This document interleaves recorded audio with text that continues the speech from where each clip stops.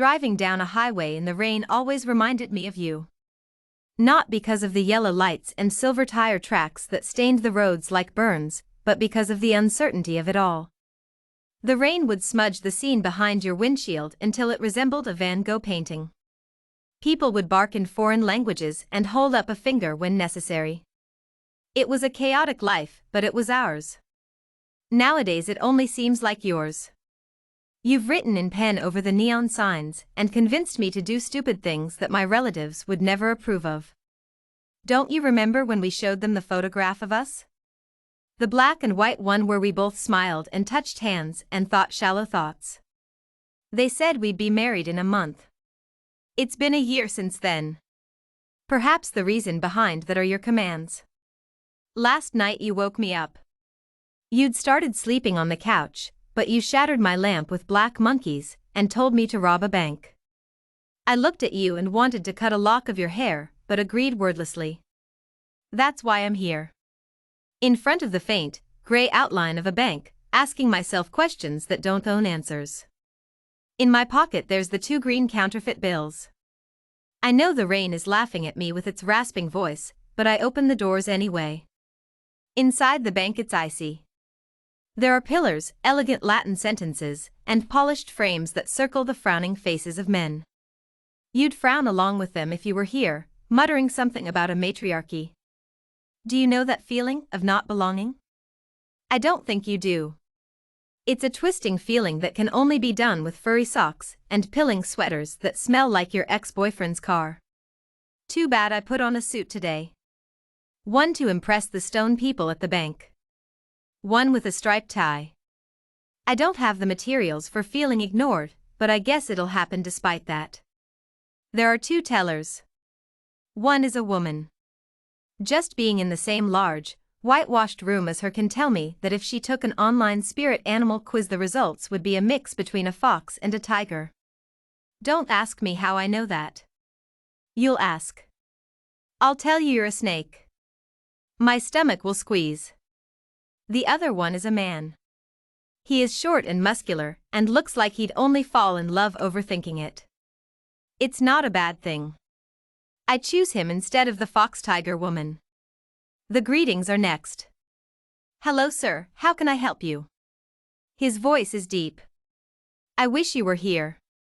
Hi. I have some smaller bills I'd like to trade in for larger ones. Worth in all about $200? There's a question in my tone, and I have no idea why. Derek, the man, purses his lips into a heart shape and snaps his fingers under the table.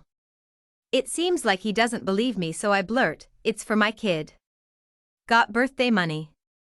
Derek's eyebrows raise and he nods like he's got little rats at home too.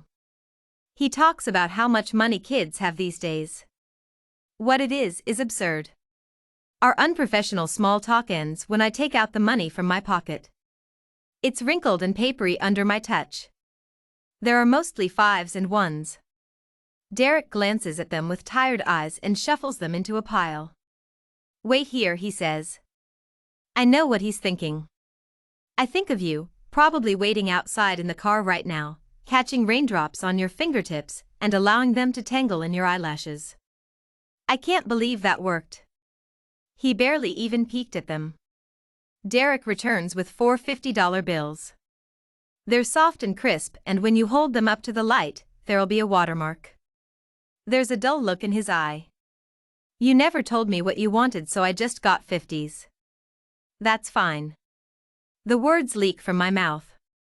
Derek hands them to me in a small, white envelope. Thank you. He shows off his dashing half-smile and turns his back to me. I wonder how a teller can be that ignorant, but I don't want to ask questions.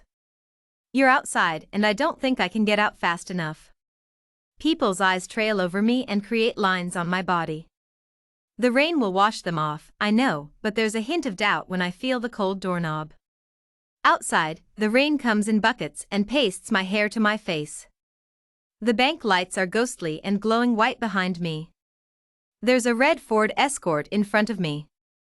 The engine is on, but I don't think the person in the passenger seat cares about the environment. I wave to you and you smile from the warm car. I prepare myself for the stinging rain, but it still hurts. You laugh when I slide into the driver's seat, handing me a tortilla chip. Eat, you order, shoving one down your own throat. There's a whine from the background. I glanced over my shoulder, only to become face to face with your stray dog from the side of a highway. Its fur is knotted with blood and filth, and clear drool is pooling on my cloth seat. You should have laughed then. I love the sound of your laugh, tickling like water, but forced like a cough. Cloth seats have stains from 20 years ago. Kind of like our relationship. All you need to do is sit on the seats to find out who's kissed or eaten or sweat there.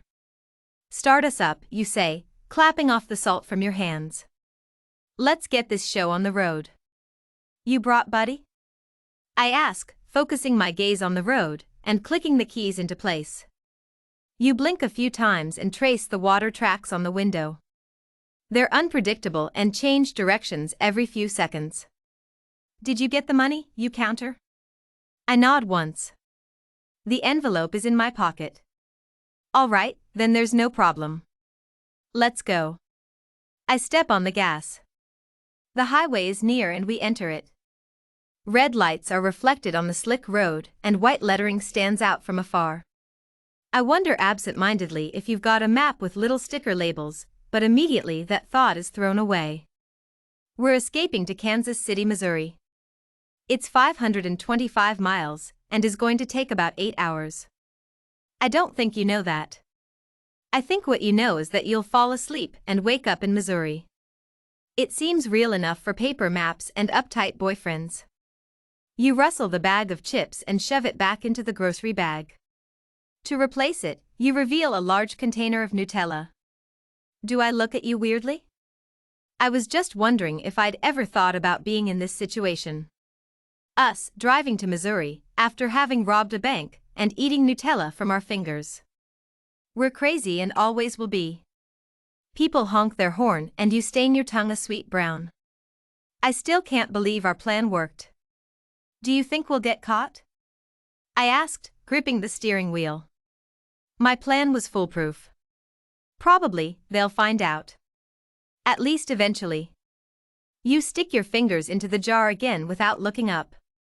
But we'll be long gone by then. There's a moment of silence before you shift your feet.